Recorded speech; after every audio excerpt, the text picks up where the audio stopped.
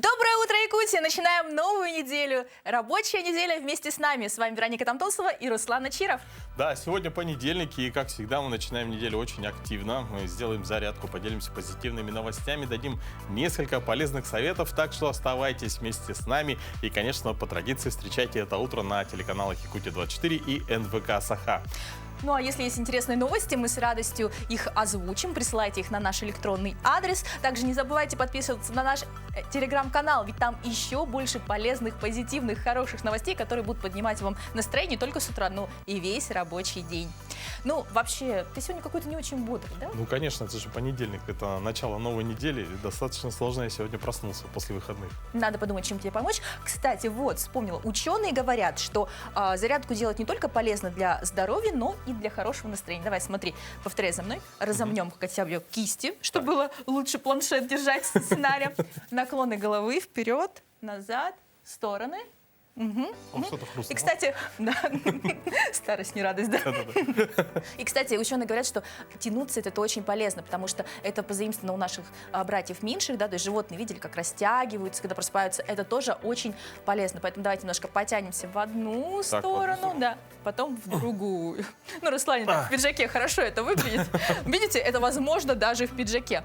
Кстати, ты знал, что наши звезды тоже активно занимаются спортом и его пропагандируют, то есть сейчас можно увидеть в телеграм-каналах, что прям вот одна звезда, вторая постит, как она занимается чем-то спортивным, кто там в футбол играет, кто-то еще что-то делает. Ну, в общем, достаточно интересно, так что вы тоже возьмите себе на заметку. Вот. Не, ну я, кстати, наверное, даже знаю ответ на этот вопрос, потому что, мне кажется, после 30 желательно ходить в спортзал, а вот после 40 уже обязательно надо ходить в спортзал, чтобы поддерживать себя в форме. Ну, бывает такое, да. Но я знаю, что вот Канделаки недавно выложила тоже пост о том, как она продемонстрировала свои старания в спортзале. Так телеведущая опубликовала энергичное видео из спортзала и прокомментировала следующим образом. Почему я занимаюсь спортом каждый день? Для меня тренировка – это заряд энергии, заявила она. В роли Канделаки выполняет бас-тренировку, энергично запрыгивая на надувную платформу в виде полусферы. Представляете, прыгает на полусферу. Вот, а мы тут потянуться с трудом можем. Да, но я думаю, что уже вы готовы начинать формировать полезную привычку, начинать утро с зарядки. Думаю, что вы готовы. Ну, давайте приступим. Прямо сейчас зарядка для вас. Повторяем все вместе. Ну, мы тоже попробуем. Всем доброе утро. Мы день начинаем максимально заряженно. Все встаем и начинаем суставную разминку. Итак, ноги поставили на ширине плеч, руки на поясе. Начинаем сверху вниз. Шейный отдел, круговые движения. Все по 5 повторений. Поехали. Раз, два, три, 4, 5. И в обратную. Раз, два, 3, 4, 5. Супер. Далее плечевые суставы, круговые движения вперед. Раз, два, 3, 4, 5 и назад. Никто не отстает. Раз, два, 3, 4 и 5. Локтевые суставы, внутреннюю сторону. Поехали. Раз, два, 3, 4, 5 и в обратную. Раз, два, 3, 4, 5. Грудной отдел. Подняли правую руку вверх, левую вниз и тянем назад. Раз, два, 3, 4, 5. Поменяли. Раз, два, 3, 4, 5. Поменяли. Раз, два, 3, 4, 5. Поменяли. Раз, два, 3, 4, 5. Супер. Руки на поясе, левую руку подняли вверх. Растягиваем спину, делаем наклоны. По 5 повторений. Поехали. Раз, два, 3, 4, 5. Поменяли. Раз, два, 3, 4, 5. Поменяли. Раз, два, 3, 4, 5. Чуть побыстрее. Раз, два, 3, 4, 5. Супер. Руки на поясе, делаем круговые движения. Тазобедренный сустав. Раз. Делаем полный круг. Два, 3. Разогреваем поясницу, копчик. 4 и 5. И в обратную. Раз, два, 3, 4 и 5. Все молодцы. Далее. Ноги поставили шире плеч. Пальцы мы скрещиваем и делаем наклоны. К полу тянемся 10 раз. Поехали. Раз, два, 3, 4. Каждый раз выдыхаем. Выдох, выдох, выдох. 8, 9, 10. Супер. Далее руки на поясе. Делаем круговые движения ногами. Поехали. Раз, два, 3, 4, 5. Внутреннюю сторону. Раз, два, 3, 4, 5. Другая нога. Внешнюю сторону. 2, 3, 4, 5. В обратную. Раз, два, 3, 4, 5. Далее коленные суставы, ноги держим вместе, руки кладем на колени. Чуть доседаем, ноги полностью не выпрямляем. Поехали. Раз, 2, 3, 4, 5. И в обратную. Раз, 2, 3, 4, 5. Далее кисти, голеностоп, круговые движения. Раз, 2, 3, 4, 5. Поменяли. Раз, 2, 3, 4, 5. Все вместе потянулись вверх. Вдох, на носочках напрягаем все тело. И сделали выдох. Молодцы, похлопали друг другу. Всем хорошего дня. Пока. Ну что, у Руслана отлично получилась зарядка. Да, ну и, кстати сказать, продолжая тему спорта и утренних зарядок, вот наша соотечественница Виктория Дайнеко тоже не стоит на месте и показала свои старания в спортзале. Она сняла свое занятие пилатесом на видео и опубликовала в своем телеграм-канале. Артистка попросила поклонников не судить ее строго. Сильно не смейтесь, я всего несколько месяцев занимаюсь пилатесом раз в неделю и иногда пропускаю несколько недель подряд. Через год посмотрим на разницу. Подписала ролик она. Дайнеко отметила, что ускорила процесс на видео в 2-3 раза. На самом же деле суть пилатеса в том, чтобы делать все плавно и очень медленно. Я думаю, не все упражнения легкие. Молодец, умничка, вы большая молодец, так отреагировали на увиденное фолловеры певицы. Ну, слушай, нужно через год посмотреть, как у нее получится. Может, нам тоже начать? Нет, ну очень я какую нашел вот похожесть, да, то есть перерыв на неделю, а иногда на несколько недель. Ну то есть ты черпаешь вдохновение, Да. понятно. Ну, а вы черпаете вдохновение из последних новостей прямо сейчас.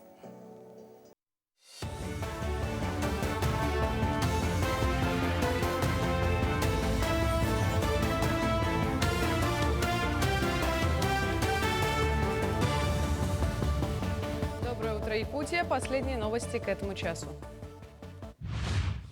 В Якутии с сегодняшнего дня стартует отчет правительства республики. Первыми итоги работы исполнительных органов власти за прошлый год обсудят жители Верхневилюйского, Горного, Усть-Алданского и Вилюйского районов.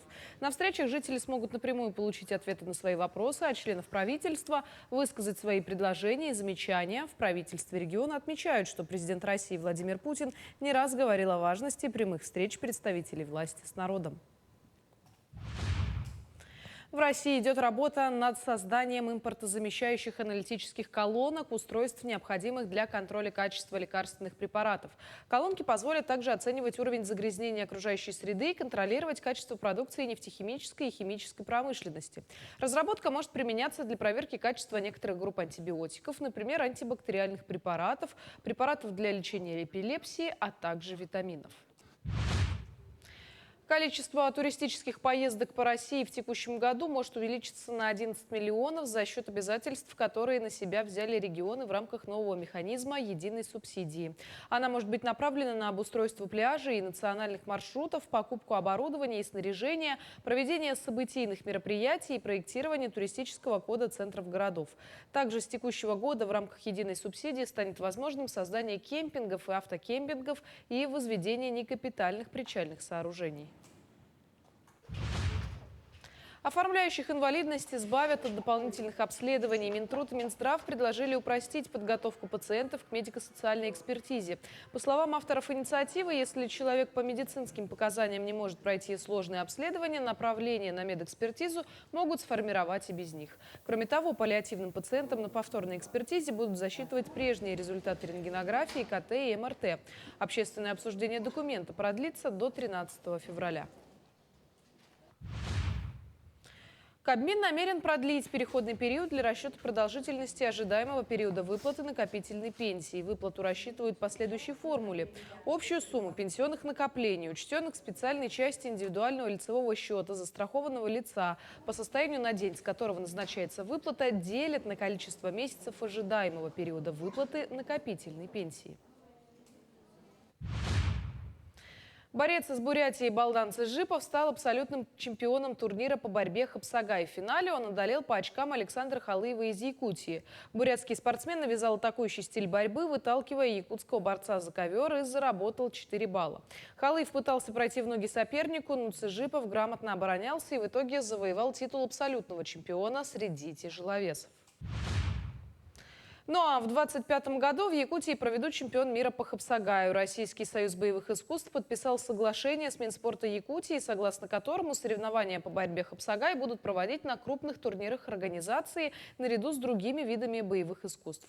В Минспорта Якутии пояснили, что участие в турнирах Российского союза боевых искусств позволит якутским бойцам повысить уровень мастерства, а конечным итогом станет популяризация хапсагая.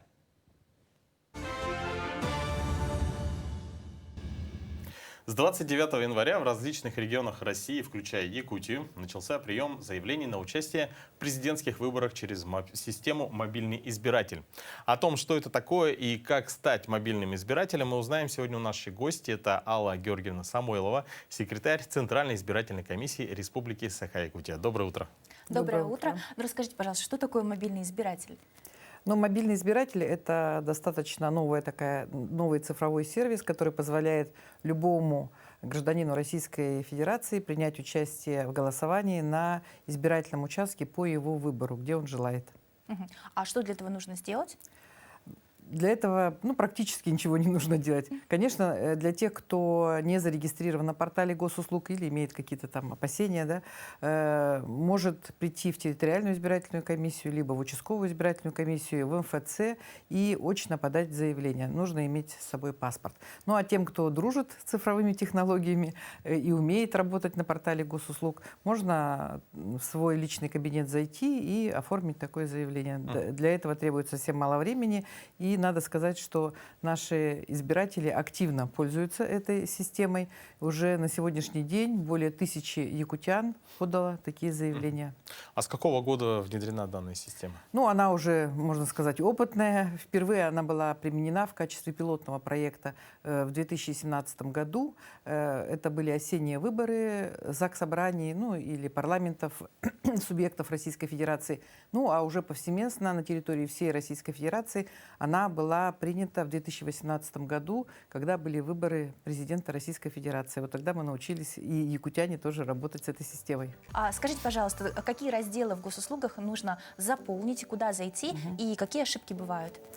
Ну, на мой взгляд, часто встречаемая ошибка, которую допускают избиратели, это не разделяют понятия место жительства и местонахождения. Место жительства – это наша с вами регистрация, которая у нас зафиксирована в паспорте, и мы с вами включены в список избирателей именно по месту жительства.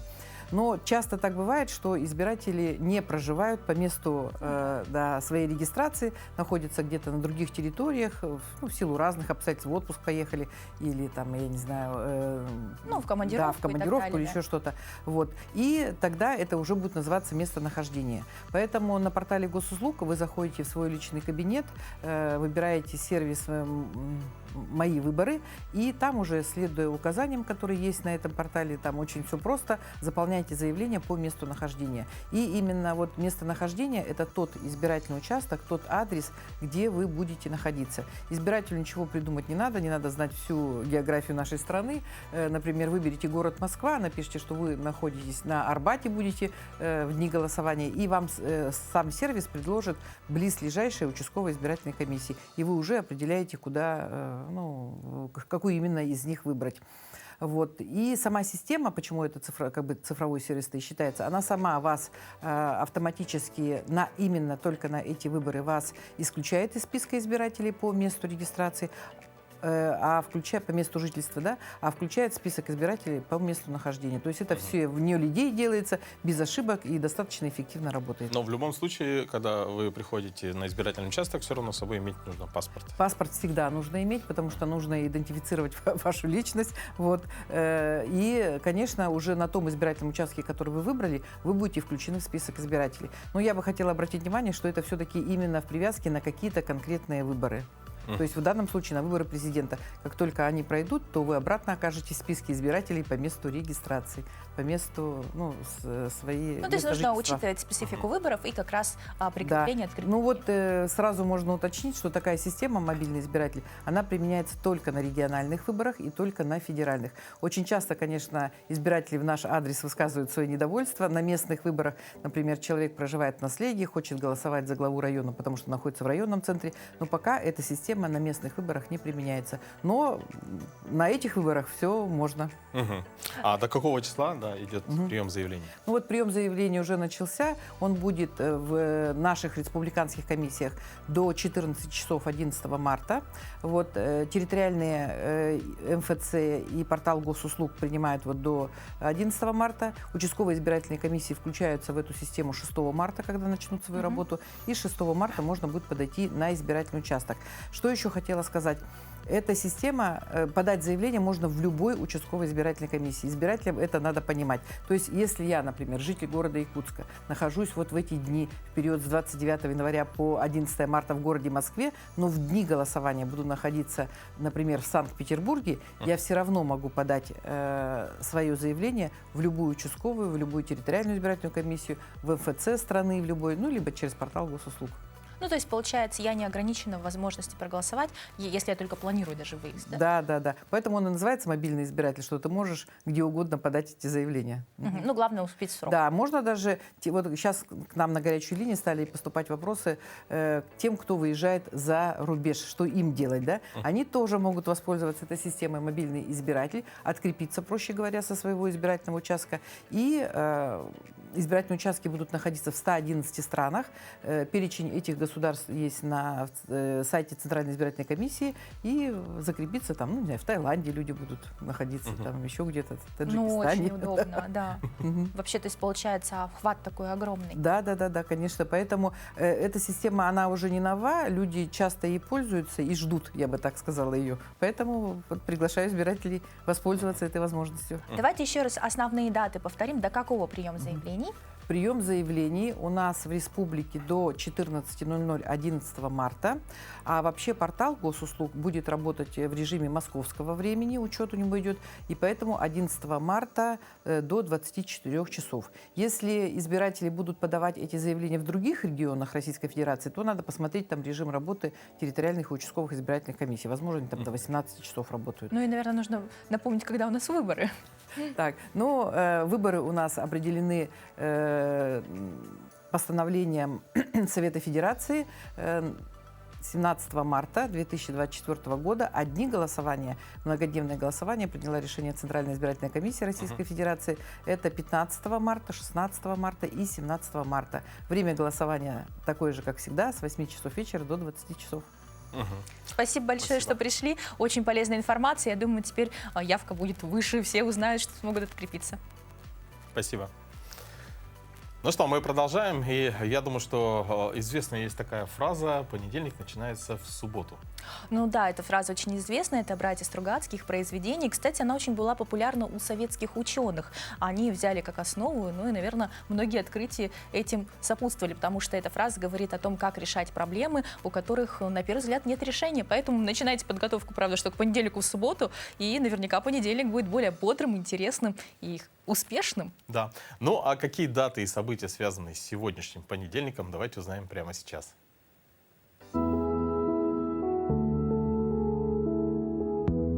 На календаре 5 февраля. Сегодня отмечают Всемирный день нутеллы. По народному календарю Агафий Полухлебник.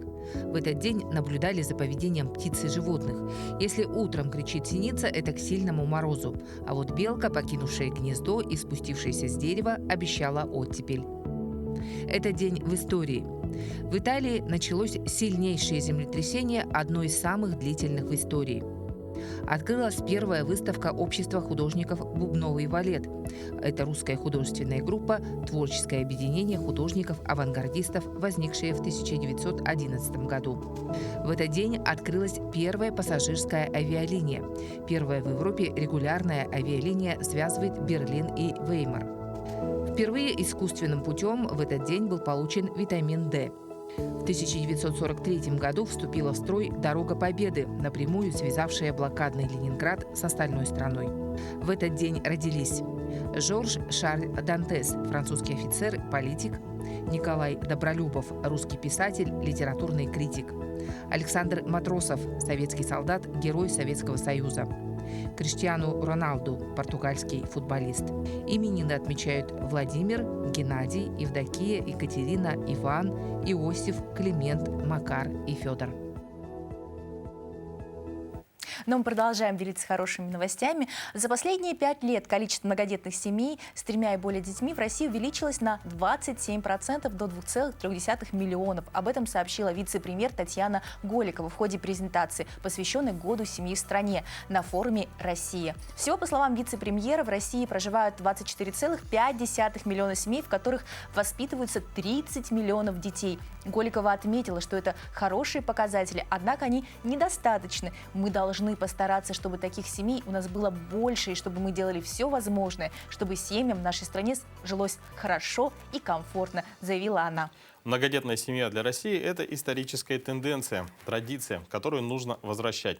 Она должна утвердиться как норма, как ценностный ориентир для общества и как важнейший приоритет для государства, заявил в мае 2022 года Владимир Путин. В декабре того же года он предложил в разы увеличить выплаты за особые награды многодетным семьям. 22 ноября прошлого года Путин подписал указ об объявлении 2024 года в России Годом семьи. Он проводится в целях популяризации государственной политики в сфере защиты семьи, сохранения традиционных семейных ценностей, говорилось в указе президента. Татьяна Голикова была назначена председателем оргкомитета по проведению Года семьи. Ну, мне кажется, вообще даже кадры потрясающие, да, когда все с семьей что-то вместе делают. И знаешь, вспоминаются картины русских писателей, когда семьи, правда, были очень большие. То есть жили бабушки, дедушки, там 5, 7, 8, 10 детей. И все это так уютно, так хорошо. Жаль, что как-то с европеизацией вот это немножко отошло. Да? То есть Европа, она же более такая прогрессивная, работаем, стремимся только к успеху. Да, но надо отметить, что многодетные семьи – это опора России. Вся внутренняя и экономическая политика страны так или иначе связана с поддержкой семьи, заявил Владимир Путин на встрече с участниками и победителями всероссийских конкурсов «Семья года». И это у нас семейные. Многодетная семья – это опора страны. Да, вообще семья, но многодетная тем более. Почему многодетная так важна? Вы это знаете лучше, чем я, потому что здесь воспитываются те основные качества человека, на которых и семья держится, и страна. Уважение к старшим, любовь и забота о младших, трудолюбие и все, что связано с этим организмом семья. Это и есть те самые традиционные ценности, о которых мы постоянно говорим и которые мы поддерживаем. Как подчеркнул президент, он понимает, что еще многое предстоит сделать. По его словам, государство только тогда сможет считать, что выполнило свою задачу, когда не будут нужны никакие особые программы, а будет просто работать экономический организм и социальная сфера, чтобы было комфортно любой семье, вне зависимости от количества детей, добавил российский лидер. Ну, слушай, интересно. Конечно, такая поддержка государства – это здорово. Мне кажется, она уже подействовала, потому что, ну, судя по тому, что школ не хватает, детских садов не хватает, это говорит о том, что детей стало наконец-то больше. Да, абсолютно согласен. Но есть, кстати, еще такие моменты, как, например, фиктивные различные дела, да, которые делаются тоже, кстати... Сразу негативные моменты вспоминаешь. На самом деле делаются в законном порядке, но, тем не менее, закон это все видит. И следующий законопроект, который устанавливает срок нахождения в браке в 2 года для получения вида на жительство и направлен на предотвращение фиктивных браков. Этот закон может быть рассмотрен Госдумой в первом чтении до мая. Правительство России поддержало законопроект, направленный на предотвращение фиктивных браков иностранцами. А инициатива устанавливает 2-летний минимальный срок, в течение которого иностранец должен прожить в браке с россиянкой, чтобы получить в упрощенном порядке вид на жительство, пишет российская газета. Слушай, ну мне это все напоминает, вот знаешь, кинофильмы, когда они там договариваются, там, притворись с моей женой, чтобы я получил визу. Ну, это все, конечно, определенные направленности фильмы, скорее женского, да, направления, романтические комедии, ну, вот сейчас прям вспомнилось. Ну, на самом деле, наверное, это правда экономически обосновано. То есть, если становишься гражданином России таким образом, ну, то, конечно, это все должно быть серьезно и отвечать ценностям семьи в том числе. Да. Но сейчас, Вероника, мы передадим слово твоему коллеге. Ну да, кстати, сейчас очень много различных законопроектов по поддержке семьи, да, материнства. И вот в следующей рубрике мы узнаем все самые новые новеллы, так скажем, законодательства. Доброе утро. Этот год в России объявлен Годом семьи. Поэтому сегодня мы поговорим о тех нововведениях, которые коснулись мер социальной поддержки семей. Итак, изменились правила назначения выплат пособий в связи с рождением ребенка. А именно, расширен перечень тех доходов, которые не будут учитываться при назначении пособия. А именно, не будут приниматься во внимание проценты по номинальным счетам, открытым на детей. Кроме того, не будут приниматься во внимание выплаты за звание мать-героиня и родительская слава. Кроме того, изменения коснулись и правил выплат назначения пособий для детей самозанятых граждан. Для получения такого пособия данной категории граждан необходимо будет показать и годовой доход не ниже 2 минимальных размеров оплаты труда. Кроме того, уточняется, что самозанятость должна быть единственным источником деятельности такого человека. В этом году вырастет размер пособия по беременности и родам ориентировочно на 50-100% прожиточного минимума. С 1 января этого года сохраняется право на получение пособия по уходу за ребенком до достижения им 1,5 лет, даже если родитель выйдет на работу на полный рабочий день. Ранее это право сохранялось лишь за теми, кто работал на неполной рабочей ставке, а также осуществлял работу на дому. Изменения коснулись также всеми известного материнского капитала. Теперь право на его получение имеют только граждане России по рождению. Кроме того, увеличен срок, в течение которого можно обратиться с заявлением на его получение с 3 месяцев до полугода. И средства такого капитала можно будет направить на формирование накопительной части пенсии не только матери, но и отца-одиночки. И, конечно же, его размер будет индексирован с учетом размера фактической инфляции. На этом у меня все. Знайте свои права, берегите своих близких. Хорошего дня. В Алекминском районе уже активно планируется работа по празднованию Дня Победы в рамках форума ветеранской общественности. Давайте подробнее посмотрим в нашем следующем сюжете. Форум ветеранской общественности Алекминского района традиционно собрал представителей почти всех наследов. Мы слушаем различные направления работы в этом по подготовке. И сегодня мы слушаем вопрос об организационном массовой работе наших ветеранских организаций в подготовке и проведению Великой Победы. Тема, которую собрались обсудить, очень важная. Чуть больше года осталось до 80-летия Великой Победы. Вот сейчас идут 24-й год, посвященный Великой Отечественной войне.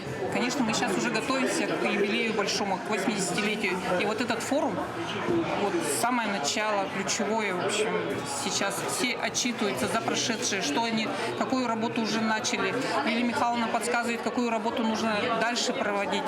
Именно поэтому вместе со своими представителями работали на форуме главы наследов. Мы сейчас актуализируем, оцифровываем более 100 фотографий ветеранов Великой Отечественной войны. Мы сейчас с жителями, односельчанами, патриотами своего наследия, с молодые парни вынесли свою лепту для того, чтобы мы облагородили уголок воинской славы по 3 направлениям. Это ветераны Великой Отечественной войны, ветераны Кавказской войны и ветераны специальной военной операции. Ветеранское движение очень активно под руководством председателя Совета ветеранов Тыкнаевой Августины Дмитриевны. Она у нас с 2010 года. Очень задорная, неуемная, активная. Вот наши ветераны, наши пенсионеры участвуют везде. Своим опытом поделились второнелюктяинцы. Создан небольшой видеофильм, где красочно описано военное время. Актеры, постановщики и прочие сами жители наслега. По итогам работы были отмечены ряд наследных ветеранских объединений. Елена Фаст, Максим Копылов, Алекминск. Ну, прекрасные события планируются. Да, память Великой Отечественной войны – это всегда очень грандиозные события. Здорово, что ветераны принимают активное участие. Да? Ну, мне кажется, вообще здорово, что есть такие знаменательные даты, памятные события. И память предков, она сохраняется, в том числе память о тех, кто отдал свою жизнь за Родину. Ну, немаловажно здесь играют роль, наверное, и книги. Да? Вот сейчас все больше проводится каких-то мероприятий. Вот молодежь тебя что читает? У меня пока ничего такого серьезного. Не, надо отметить, что действительно эксперты назвали книжные тренды в России за этот год. Например, азиатская литература стала очень популярной. Отмечается спрос на подростковую литературу. Но еще одним трендом стало активное обращение молодежи к советской классике. Вот здорово. Да, популярностью, например, пользуется «Вечный зов» и «Тени исчезают в полдень» Анатолия Иванова и «Легенды инвалидной улицы» Ефраима Севелы.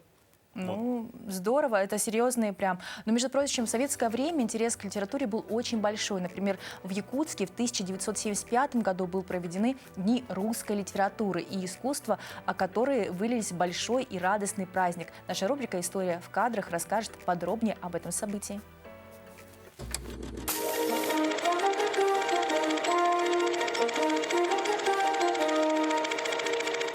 Доброе утро, дорогие телезрители! Сегодня мы предлагаем вам перенестись из холодной зимы в жаркое лето. В жаркое лето 1975 года и познакомиться с фильмом «Урой Айхал» Восточно-Сибирской студии кинохроники. Лето 1975 года выдалось богатым, можно сказать, жарким на культурные события. Связано это было с тем, что в Якутии в это время проходили Дни русской литературы и искусства. Сейчас на этих кадрах вы видите исторический момент. Приезд делегации во главе с Сергеем Михалковым, с лауреатом Ленинских и государственных премий, с героем социалистического труда. Уже с трапа дорогих гостей встречают первый секретарь обкома Гаврил Чиряев, представители общественности, творческой интеллигенции. Делегация была очень внушительная, около 300 человек. Среди них известные театральные актеры, артисты эстрады, писатели, композиторы. На этих кадрах Зинаида Кириенко, сыгравшая в фильме «Тихий дон», а здесь Лариса Лужина из фильмов «На семи ветрах», «Вертикаль», Ольга Аросева, пани Моника, Александр Флярковский, Петр Вильяминов и другие актеры, имена которых в те годы были известны каждому. Съемочной группе Восточно-Сибирской кинохроники предстояло ударно отработать и отснять различные встречи на разных локациях. Это и художественные выставки, театральные премьеры, встречи с известными артистами. Но особый акцент был сделан же, конечно, на литературу. Непосредственным событием, предваряющим эти дни, был пленум писателей РСФСР в Москве. Для участия в пленуме тогда выехала большая якутская делегация, где обсуждалась современная литература в Якутии и основные тенденции ее развития. Идею обсуждения проблем якутской литературы тогда поддержал сам Сергей Михалков, который много сделал для ее популяризации. Поэт содействовал переводу и изданию героического эпоса «Нюргун Батыр Стремительный», редактировал перевод и написал для него даже предисловие. Проведение Дней русской литературы в Якутии стало логичным продолжением этого совместного сотрудничества. Сергей Михалков хорошо знал Якутию, дружил с народным поэтом Семеном Даниловым и очень тепло относился к Якутии. Такие душевные встречи проходили не только в столице. За 8 дней звездный десант побывал в Мирном, в Ленском, Депутатском, Намсах, Хандаге и даже в Тиксе. Приезд столь известных гостей была тогда в Якутии темой номер один. Якутяне спешили достать лишние билетики на творческие встречи, кинопоказы и концерты. Встретиться с любимым артистом, получить автограф, задать вопрос. Кстати, автора стихов «Дядя Степа» юные читатели забросали вопросами во время встречи в пионерском лагере. «Как вы пишете стихи?» Этот вопрос школьники задавали очень часто. Но Сергей Михалков очень подробно рассказывал о своем творчестве, и встречи проходили очень интересно. А на этих кадрах праздник уже вышел за пределы столицы. Гости уже в Актемцах на традиционном празднике Исэх. Актриса Зинаида Кириенко уже бывала в Якутии и признавалась, что очень счастлива увидеть короткое, но северное лето. В кадре интересный момент. Киноактриса Лариса Лужина подарили якутские серьги. Ее коллеги по цеху Татьяне Конюховой сережки тоже очень к лицу. Как же уникальны эти кадры. Операторы Восточно-Сибирской студии кинохроники запечатлели самое главное – эмоции людей, где в глазах радость встречи и счастье в том далеком 1975 году. Никакие залы тогда не могли вместить всех зрителей, которые хотели встретиться с актерами, писателями, художниками. Это стадион «Спартак». 20 тысяч зрителей, восторг зрителя, радость узнавания, стихи и песни, торжественные слова и слова прощания.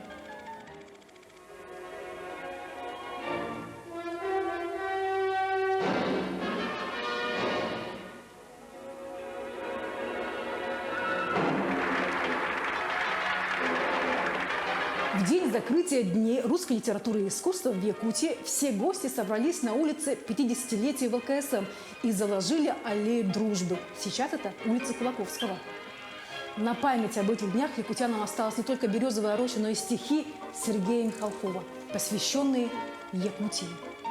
«Земля тайги, озер и рек, мне дорога твоя свобода.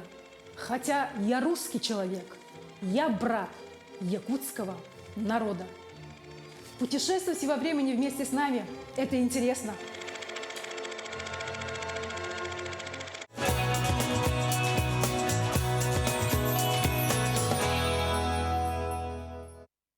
Ну, здорово, когда можно повернуть время вспять и увидеть такие уникальные кадры. И главное, такие значительные для того времени советского люди.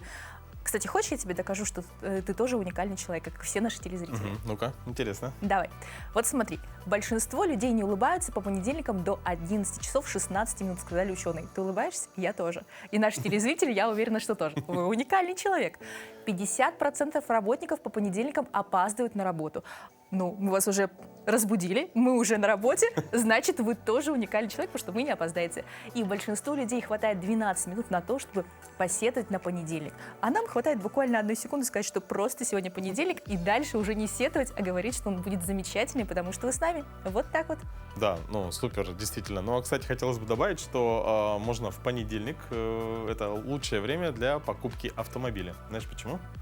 Нет. Потому что в основном продажи происходят в выходные дни, а в понедельник можно выбить более большую скидку. Вот так, мы вам еще совет придумали. Если вы хотите купить авто, бегите прямо сегодня. Ну или в следующий понедельник. Ну а прямо сейчас узнаем, что же нам предсказывают звезды.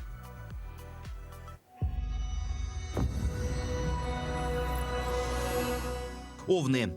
На этой неделе овнам необходимо проявить свою силу и решительность. Не бойтесь принимать вызовы и решать сложные задачи. Ваша уверенность в себе и настойчивость помогут вам достичь успеха. Также на этой неделе вы можете встретить новых людей, которые могут стать вашими союзниками в будущем. Тельцы.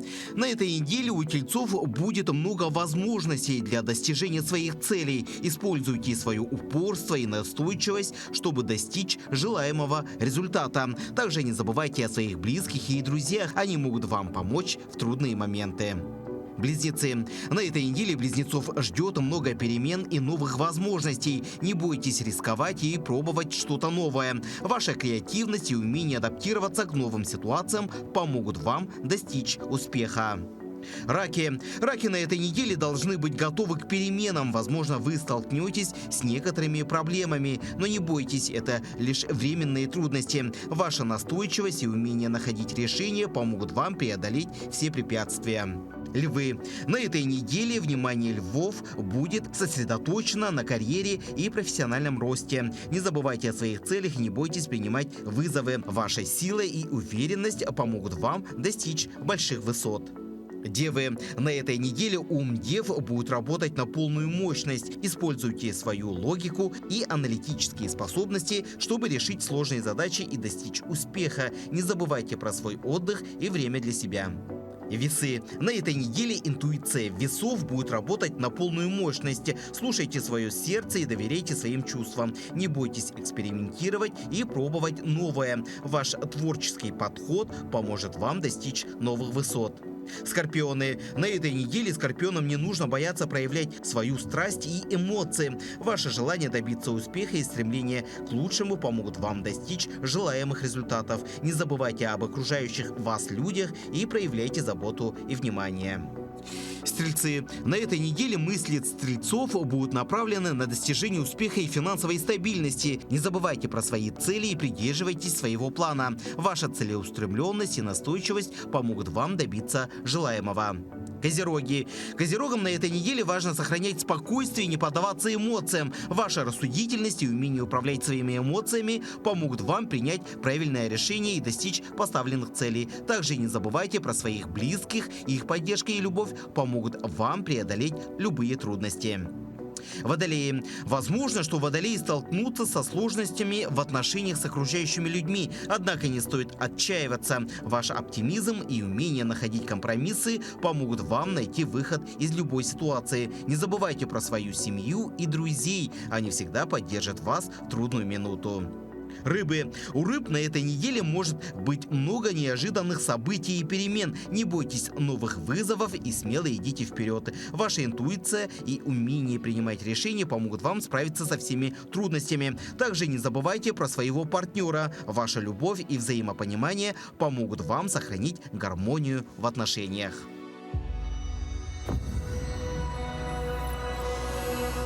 Но подытожить можно только одним, что, в принципе, звезды советуют всем без исключения целеустремленности, хорошее настроение. Ну а так как сегодня понедельник, составить планы на неделю и верить, что они сбудутся. И я уверена, что тогда и даже звезды вам не помешают достичь успеха.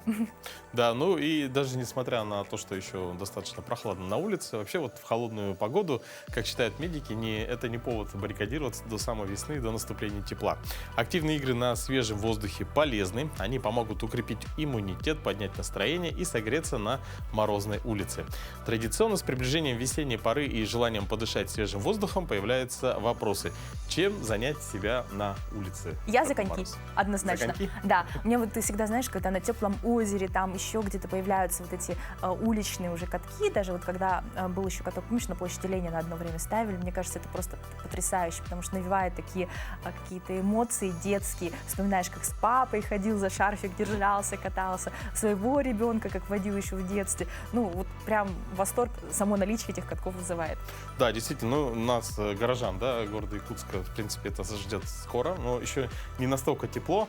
Но вот после того, как прошел Новый год и еще не стало достаточно тепло, есть еще одна забава, которую мы предлагаем вам посмотреть в следующем Ну-ка, сюжете. расскажи-ка. Да, называется это «Метание елок». Во, ну, смотрим. Новогодние праздники уже позади, а значит, пришло время избавиться от елок. Да-да, есть такие, у которых новогодние красавицы все еще стоят и сыпятся в квартирах. Необычный способ избавиться от зеленой красавицы придумали в Ростове-на-Дону. Здесь они провели чемпионат по метанию хвойного дерева. В этом году участвуют более 70 человек. Силы пробуют все, и стар, и млад. Каждому участнику дают 3 попытки. Лучший результат записывают. Для метания дают елку высотой меньше полуметра. Я думал, там будет большая елочка, 4-метровая, а оказалась малюсенькая, да. Метать елки выходят даже мамы с младенцами. Хотят быть примером своим детям. Впрочем, победа здесь не главное. Шуточный чемпионат проводят для того, чтобы горожане не выбрасывали елку в контейнеры с мусором, а сдавали на переработку. В этом случае деревья пойдут на корм животным и на компост. Я за экологию. Это прекрасно, то, что елки не выбрасываются просто на мусорку, на свалку, а вот так вот они еще живут свою жизнь после Нового года. Чтобы не прекращали, чтобы, может быть, еще что-то придумывали. Спортивно это очень интересно для развития деток, для просвещения народа экологических вопросов. На этом чемпионате удалось установить новый рекорд по дальности метания елки. Дмитрий Розум бросил деревце на 9 метров 40 сантиметров. Прошлогоднее достижение 7 метров 78 сантиметров. В этом году ростовчане сдали на экологическую переработку 1500 елок. Для этого в городе открыли 11 пунктов сбора.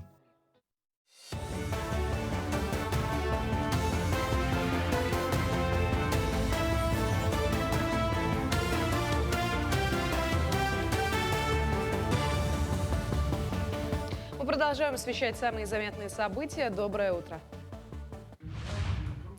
В парламенте Якутии состоялся правительственный час о комплексной реабилитации участников СВО под руководством Александра Подголова. Вице-спикер Подголов в ходе собрания отметил, что остается ряд вопросов, над которыми нужно работать.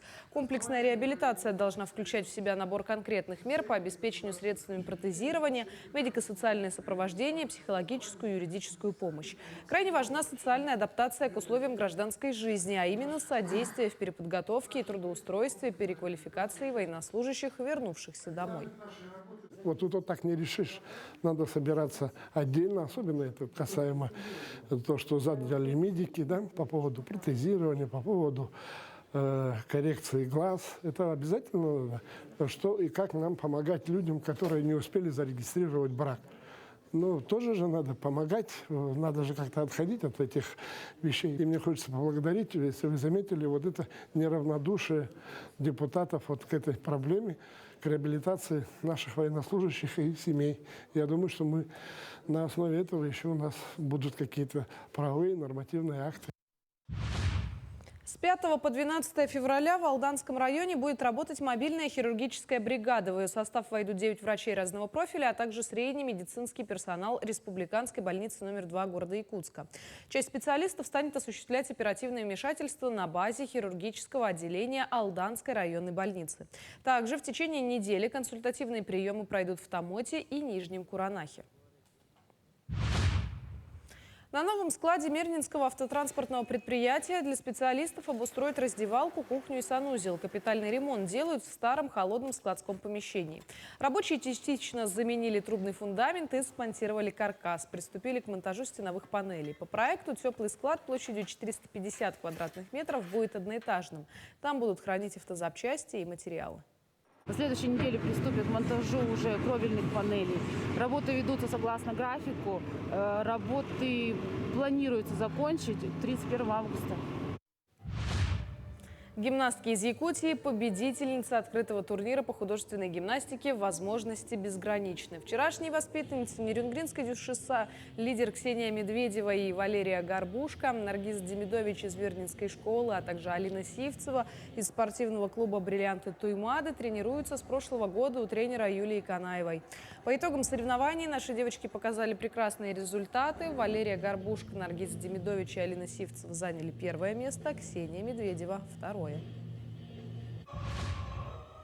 О деятельности студотрядов Якутии и планах на следующий трудовой сезон гости и участники фестиваля узнают на финальном шоу «Мусустар» во время прямой трансляции.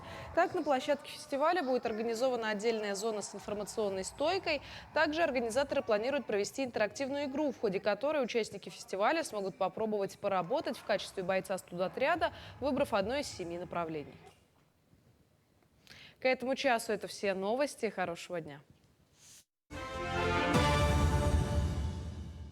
Мы продолжаем наш эфир. Вновь приветствуем всех, кто к нам только что присоединился. Всем доброго утра, хорошего настроения. И у меня такой вопрос сегодня. Вот ты являешься у нас ИП или самозанятым? Или по трудовому договору работаешь? Ну, я, получается, работаю по трудовому договору, но также у меня есть ИП. Ну, удобно довольно-таки, да? А не думал о том, чтобы стать самозанятым? Ну, я вот когда услышал про эту новость, да, про самозанятых, я на самом деле, думал еще в сомнениях. Но вот некоторые факты я бы хотел еще уточнить. Я думаю, сегодняшний гость нам в этом поможет. Ну, нам сегодня повезло. У нас в гостях Мария Слепцова, руководитель управления занятости населения городских округов. Доброе утро. Утро доброе. Да, Мария Трофимовна. Но напомните нам, нашим зрителям, что за термин такой «самозанятый»? Самозанятый – это плательщик налогов на профессиональную деятельность. Да? То есть это человек, который работает на себя, он не может нанимать работников, и у него самый низкий налог, да, это 4% и 6%. Также он не платит страховые взносы и не сдает никаких отчетов. Очень широкий спектр его услуг, да, это репетиторские, переводчиком, может быть, фотографом, да, ремонтные работы, отделочные работы и так далее. И вот даже когда человек сдает в аренду свою квартиру, также это самозанятый. И также, когда он продает свою продукцию, он тоже является самозанятым. Что нужно сделать, чтобы стать официально плательщиком дохода на профессиональную деятельность? Зарегистрироваться как самозанятый. То есть я могу это сделать через госуслуги, да, или подать в налоговую? Да. И, собственно, все, открыть счет или даже не нужно открывать счет? Можно не открывая счет, да, то есть человек как зарегистрировался и начинает с этого момента уже работать как самозанятый. То есть это очень доступно. Человек открывает, допустим, в госуслугах и зарегистрировался как самозанятый, да, и, пожалуйста, вот ваша деятельность уже открыта. И, конечно же, здесь прежде чем открыть, не просто так же для этого, да, а должен человек, допустим, проанализировать, конечно, все плюсы, минусы и так далее, посмотреть дальше, значит, вообще по данному направлению, по этой сфере деятельности, да, рентабельность и так далее, конечно же, должен это все предусмотреть и потом только зарегистрироваться как самозанятый. Скажите, пожалуйста, вот вы сказали, что 4 и 6%. А как они варьируются, от чего это зависит и как работать с юридическими лицами? Вот как раз с юридическими лицами это 6%, да, если он по услугам работает, а если он работает с физическими лицами, тогда 4%. То есть варьируется именно направленность клиентуры. Ну, понятно, что, допустим, человек становится самозанятым, но вот есть ли какие-то меры поддержки таких людей? Вот, кто решил... Я расскажу, так как я вот, руководитель управления занятости населения, да, когда человек обращается в службу занятости. То есть он состоит на учете как незанятый, либо как безработный гражданин, да, и для себя решил открыть самозанятость. Тогда он подает вот, в электронном виде, дистанционно, сидя дома, может, да, подать через единую цифровую платформу портала «Работа в России» содействие началу предпринимательской деятельности. Тогда мы дистанционно, да, либо когда он обращается к нам, можем консультировать, провести беседу и направляем его на тестирование. И вот по анализам заключения тестирования, да, и беседы мы ему уже даем рекомендации вот, о целесообразности или нецелесообразности открыть свое дело. И если человек решил, допустим, уже открыть свое дело, он имеет право вот, уже следующий этап – это разработка как раз бизнес-проекта, либо бизнес-плана. И здесь также мы ему помогаем, консультируем, как это вообще бизнес-проект делается.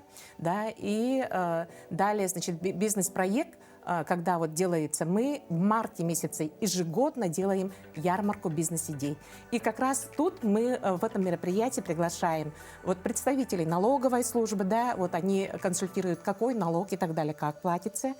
Далее управление социальной защиты, у них есть тоже социальный контракт, да. Также мы «Мой бизнес» приглашаем, потому что там есть тоже меры поддержки от государства, да, и, конечно же, департамент предпринимательства окружной администрации города Якутска и наших безработных граждан, которые вот открыли свое дело, успешно работают в бизнесе, да, чтобы они передали свой опыт. И в этом году у нас такое мероприятие будет 14 марта. Вот могут люди, которые вот на сегодня состоят на учете у нас, да, и могут подойти на эту ярмарку и посмотреть, какие вот, как раз называется же ярмарка бизнес-идей. Вот они идеи могут, значит, посмотреть, консультироваться и вот для себя определиться. Либо он вообще юридическое лицо будет открывать, да, либо индивидуальным предпринимателем, либо самозанятостью. Вот, поэтому здесь, конечно же, сам определяет. И вот когда разрабатывается бизнес-проект, потом он нам предоставляет. И есть у нас межведомственные комиссии, как раз вот кого я назвала, они все входят в эту межведомственную комиссию. Мы рассматриваем каждый бизнес-проект, план и даем заключение. Ну, это все здорово, это когда вот получилось, дали заключение, что ему можно открывать свой бизнес, а если сделали выводы, что его профессия может быть недостаточно востребована, да, что нужно где-то обучиться, вот какие-то такие предложения у вас есть? Здесь, допустим, вот человек, когда бизнес-проект нам сдает, да, мы либо на доработку направляем, либо мы можем вообще отказать, отрицательный, да, тогда услуга уже прекращается. А если положительно, тогда рассматривается данный бизнес-проект на заседании межведомственной комиссии. И данное вот, заседание межведомственной комиссии здесь уже вот по баллам оценивает.